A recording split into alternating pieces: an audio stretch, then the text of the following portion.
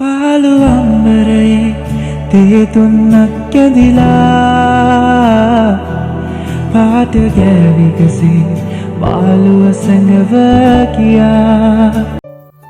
හයි කොහොමද? අද අන්දමාත් එක්ක ඇඩ්වෙන්චර් ගමන. ඉතින් අපි අද යන්නේ කයක් රයිඩ් එකක්. ඉතින් අපි ආවේ හික්කා බ්ලූ ලැගූන් සෆාරි එකට. බලන්නකො මේ ලේක් එක. ඒක හරිම ලොකුයි. මෙතනට ආවට පස්සේ නම් චූටි බයක් දැනුණා.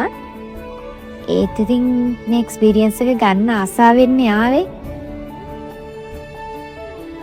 අපි ඉතින් ඇවිත් ටිකක් වෙලාවට පිට බලලා නිදහසේ ඉඳලා අපේ රයිඩ් එක පටන් ගත්තා. බයයි කිව්වට බය වෙන්නම දෙයක් නෑ. යාළගේ ගයිඩ් කෙනෙකුත් අපිත් එක්කම මේ රයිඩ් එක යනවා. ඉතින් අපි දැන් අපේ රයිඩ් එක පටන් ගත්තා. අපි 4 දෙනාම මිට කලින් කයක් එක්ස්පීරියන්ස් කරලා තිබුණ නැහැ. මේ තමයි ෆස්ට් එක්ස්පීරියන්ස් එක. ඉතින් මේ රයිඩ් එක ගැන විස්තර කියනවා නම් මේක පැය 2කමාරක 3ක විතර රයිඩ් එකක්. අපි ගියේ සන්සෙට් එක බලන්නත් එක්ක.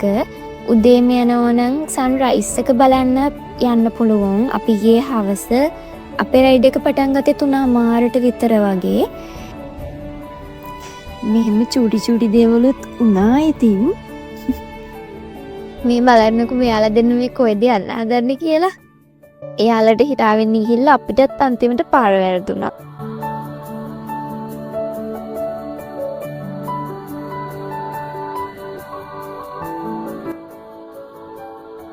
මෙන්න මේ ගහ මෙතන අපිට ලස්සන ෆොටෝස් ගන්න පුළුවන් ලොකේෂන් එකක්. මේ ගහට අපිට නගින්න පුළුවන්.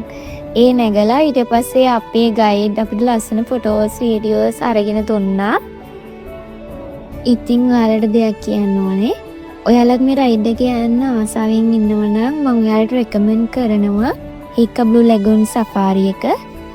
එයාලගේ contact details මම description එකෙන් දාලා තියන්නම්. එයාලට කතා කරලා එයාලත් එක්ක මේ එක්ස්පීරියන්ස් එක අරගෙන බලන්න.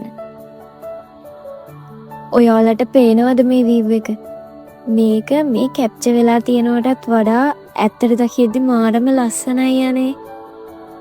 දුරක ඇතර පාවුනා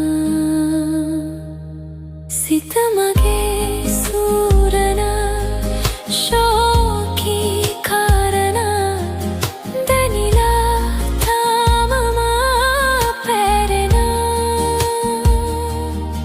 හදවතේ වැහෙනා මේ දුක් චේතනා දැනෙනවා. ඔන්න අපි දැන් සන්සෙට් එක බලන්න ඇවිල්ලා තියෙන්නේ. ඉර බෑගෙන යනවා. ආසමාරම ලස්සනයි. සයුරේ ජීවිත නැව පෙරලී මුතු සොයන අය කොහෙදෝ පනනල පාගා